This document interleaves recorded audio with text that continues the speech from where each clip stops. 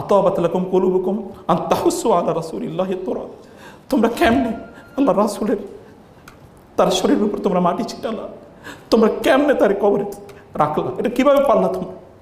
তোমরা পারলা কিভাবে আল্লাহ রাসূলকে কবরে রেখে আসতে? সাওবানের চেহারা দেখে রাসূল বললেন, সাওবান তোমার চেহারাটা এরকম কেন? বলি, ইয়া রাসূলুল্লাহ, আমার চেহারাটা এরকম কারণ যখন মন খারাপ হয় দৌড়ে আসি আপনাকে দেখার জন্য, আপনাকে দেখলে মনটা ভালো হয়ে যায়। কিন্তু একবার চিন্তা করলাম, আপনি যখন মারা যাবেন তখন মন খারাপ হলে কাকে দেখতে আসবে? আবার আপনি যখন মারা যাবেন আমরা মারা যাব, আশা করি আমরাও জান্নাতে যাব, কিন্তু জান্নাতে আপনি নবী, আপনি থাকবেন কোথায় আর আমরা থাকবো কোথায়? তিনি সেখানে লুটিয়ে পড়লেন রাসূলের কপালের উপর, তিনি একটা চুমু দিলেন এবং তিনি সেখানে কাঁদলেন। কেঁদে সেখান থেকে তিনি বের হয়ে গেলেন। বের হয়ে তিনি মানুষের উদ্দেশ্যে বললেন, হে লোকেরা, তোমরা যারা মুহাম্মাদের ইবাদত করতে অথবা করতে মনে চাও, তোমাদেরকে মনে রাখতে হবে মুহাম্মদ মারা গেছেন। কিন্তু তোমরা যারা আল্লাহর ইবাদত করো তোমরা মনে রাখবে আল্লাহ মারা যান না। আনাস বললেন, আমরা যখন বুঝলাম আল্লাহ রাসূল ইজ নো মোর, তখন আমরা কি আসলে পৃথিবীতে বেঁচে আছি নাকি আমরা নাই এটা আমরা বুঝতে পারছিলাম না। রাসূলুল্লাহ সাল্লাম বিদায় হয়ে তিনি ভাষণ দিয়েছেন। এরপরে আরাফাতের ময়দানে নাজিল হলো আল ইয়াউমা আকমালতু লাকুম দীনাকুম ওয়া আতমামতু আলাইকুম নি'মাতি ওয়া রাদিতু লাকুমুল ইসলাম দীনা, আমি ইসলামকে পরিপূর্ণ করে দিয়েছি, নিয়ামতকে পূর্ণ করে দিয়েছি। এবং এই আয়াত যখন নাজিল হয় তখন এগেইন ওমর রাদিয়াল্লাহু কেঁদে দিলেন। অন্যরা বললেন, আমাদের জন্য সুসংবাদ, আপনি কাঁদছেন কেন? তিনি বললেন, এবং রাসূল সাল্লাল্লাহু আলাইহি ওয়াসাল্লাম বললেন, ওমর কাঁদছেন কেন? তিনি বলেন, ইয়া রাসূলুল্লাহ, আল্লাহ বলেছেন ইসলাম পূর্ণ হয়ে গেছে, পূর্ণতার পরে তো আর কিছুর প্রয়োজন নাই। When it is perfect and complete, তাহলে তো আর এখানে কোনো প্রয়োজন নেই। ইয়া রাসূলুল্লাহ, তার মানে আপনার কি আর দরকার নেই দুনিয়াতে? কত ফার সাইটেড, কি গভীর দৃষ্টি! তার মানে আপনার এই দুনিয়াতে আর দরকার নাই। এবং আপনি জানেন আল্লাহর কসম, তিনি সেখান থেকে ফিরে আসার অল্প কয়েকদিন পরে তিনি ইন্তেকাল করেন। রাসূলুল্লাহ সাল্লাল্লাহু আলাইহি ওয়াসাল্লাম তিনি প্রস্তুতি নিচ্ছেন, দেখেন প্রস্তুতি, আল্লাহ তাকে প্রস্তুত করে নিচ্ছেন। এবং শেষের দিকে এসে তার ইবাদতের মাত্রা কমে না, তার ইবাদতের মাত্রা বেড়ে গিয়েছে। আর অনেক অনেক পরিমাণ তিনি ইবাদত করছেন। তিনি অসুস্থ হয়ে পড়লেন এবং তার ইন্তেকালের প্রায় 12-13 দিন আগে তিনি অসুস্থ হয়ে পড়লেন। তিনি বললেন আবু বকর রাদিয়াল্লাহু তাআলা আনহুকে, আবু বকর যেন নামাজ পড়ান। আবু বকর রাদিয়াল্লাহু তাআলা সালাত পড়াচ্ছেন। রাসূলুল্লাহ সাল্লাল্লাহু আলাইহি ওয়াসাল্লাম বললেন আবু বকরকে সালাত পড়ানোর জন্য। আয়েশা রাদিয়াল্লাহু তাআলা আনহা, যিনি আবু বকরের মেয়ে রাদিয়াল্লাহু তাআলা আনহা, তিনি বলেন, ইয়া রাসূলুল্লাহ, আবু বকরকে এই দায়িত্ব দিয়ে না, আমার বাবার এই দায়িত্ব দিয়ে না। বলে কেন? বলে উনি রাজুলুন আসিফুন বাক্কাউন, তিনি খুবই এমন লোক যে কথায় কথায় কাঁদে, কোরআন তেলাওয়াত করলে কাঁদে। উনি যদি আপনার জায়গায় নামাজ পড়ে তাহলে ওনারা খুঁজেও পাওয়া যাবে না ইয়া রাসূলুল্লাহ। তিনি বলেন, না, তোমরা নারীরা বেশি কথা বলো। তার স্ত্রীকে বলছেন, এটা বলার দরকার নেই, ওনাকে আমি দায়িত্ব দিই, তাকে দায়িত্ব দিতে দাও, কারণ এই উম্মাকে লিড দিতে হবে, আমি জানি কে লিড দেবে। তাকে লিড দেওয়া হলো। রাসূল সাল্লাল্লাহু আলাইহি ওয়াসাল্লাম তার দরজার, তার জানালার পর্দার কাপড়টা একটু তিনি গোছালেন এবং সাহাবায়ে কেরাম বলেন, রাসূল সাল্লাল্লাহু আলাইহি ওয়াসাল্লাম নামাজে আসেন নাই অনেকদিন পর্যন্ত, কারণ তিনি অসুস্থ। তার ভাবলাম রাসূল বুঝি আসবেন, কিন্তু রাসূল ইঙ্গিত করলেন, না, তোমরা সালাত আদায় করো, সালাত আদায় করো। তার ইন্তেকালের অল্প কয়েকদিন, সোমবারে তিনি মারা যাবেন, রবিউল আউয়াল মাসের বৃহস্পতিবারে তিনি আরও অসুস্থ হয়ে পড়লেন। তিনি আয়েশা রাদিয়াল্লাহু তাআলাকে বললেন, ইয়া আয়েশা, হে আয়েশা, আমি ওই যে খায়বরে একজন ইয়াহুদি মহিলা যে আমাকে বিষ পান করিয়েছিল, বিষের মাংস, সেটা আমার উপর খুবই কার্যকর হয়েছে। আল্লাহ ইন্নাহু লাহাওয়ানুম ইনকিতাই আবরুহি মিন যালিকা সুম, ওই যে বিষের কারণে আমার নাড়ি বেড়ুগুলো প্রায় ছিঁড়ে যাচ্ছে আয়েশা, আমি খুবই কষ্ট পাচ্ছি, আমি খুবই কষ্ট পাচ্ছি। এর মধ্যে রাসূলুল্লাহ সাল্লাল্লাহু আলাইহি ওয়াসাল্লাম তিনি সাহাবায়ে কেরাম সালাত আদায় করছেন, এটা তিনি দেখছেন। তিনি আবার দরজার জানালার পর্দা খুললেন এবং খুলে দেখলেন আবু বকর নামাজ পড়াচ্ছে। রাসূল তাবাসসামা ওয়াজহু রাসূলিল্লাহ, রাসূলুল্লাহ সাল্লাল্লাহু আলাইহি ওয়াসাল্লামের চেহারাটা আলোকিত হয়ে উঠল। আবু বকরের নেতৃত্বে মানুষ কীভাবে সুন্দর করে সালাত আদায় করছে।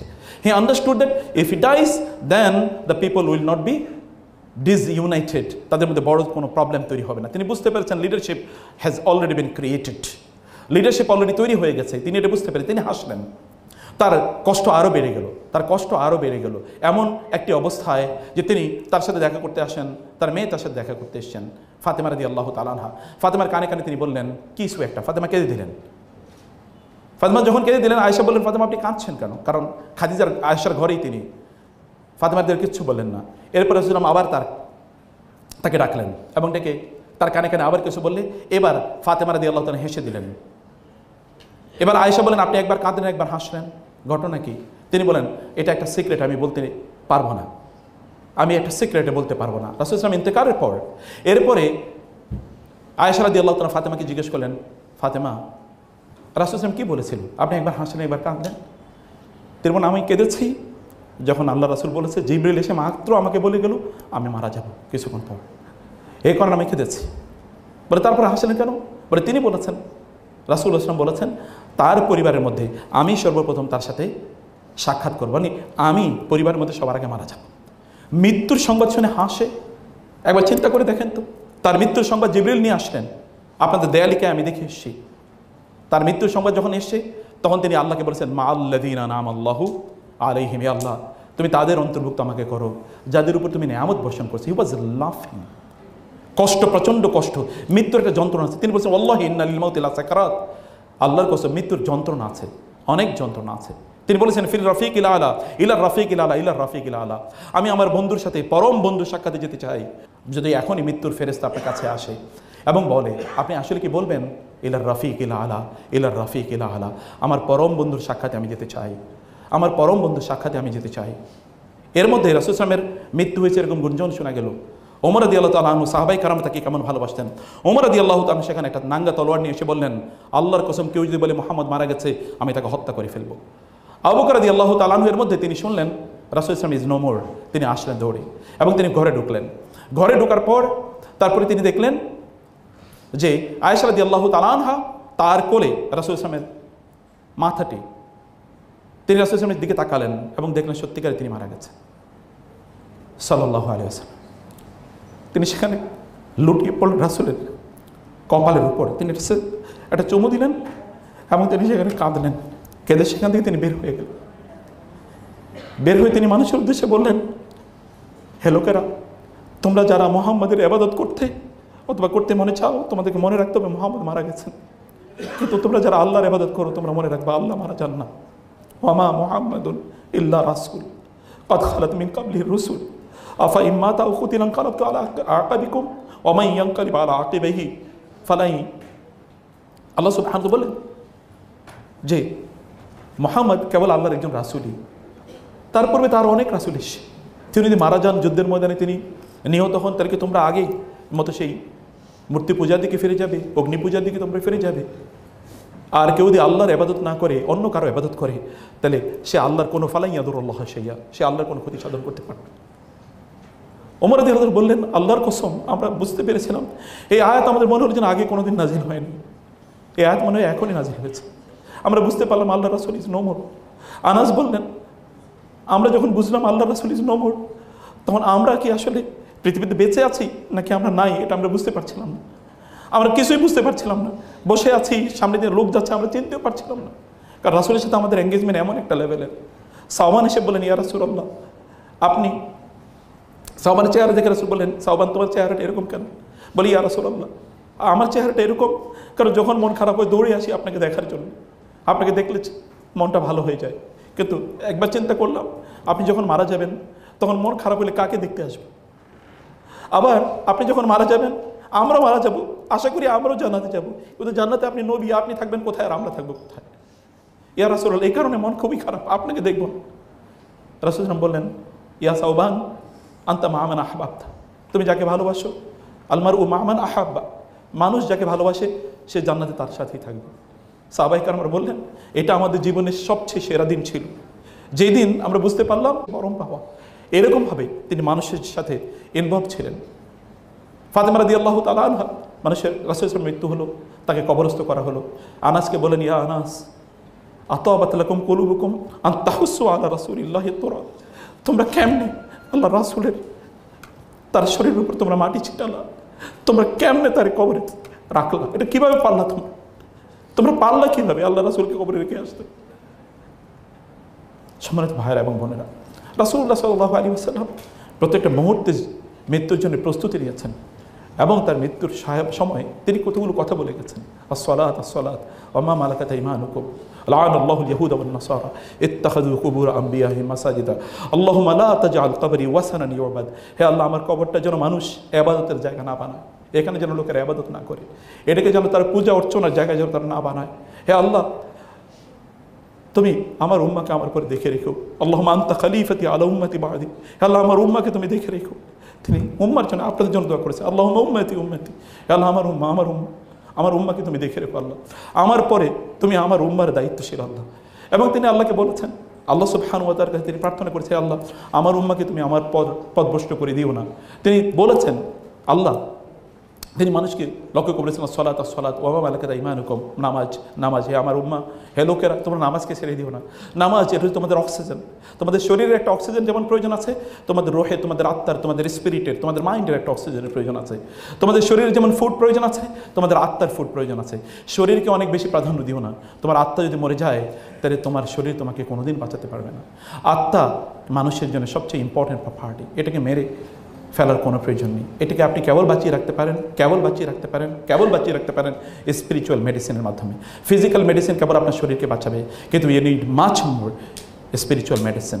আপনার অনেক অনেক বেশি মেডিসিন প্রয়োজন হয়, আত্মার মেডিসিন। আপনি অসুস্থ, আপনার সামনে প্রচুর খাবার আছে, আপনি খাবার দেখলে ইউ উইল ফিল ভমিটিং, আপনার তখন খাবার খেতেও মনে চাইবে না, ওগুলো দেখলে আপনি বিরক্ত লাগবে।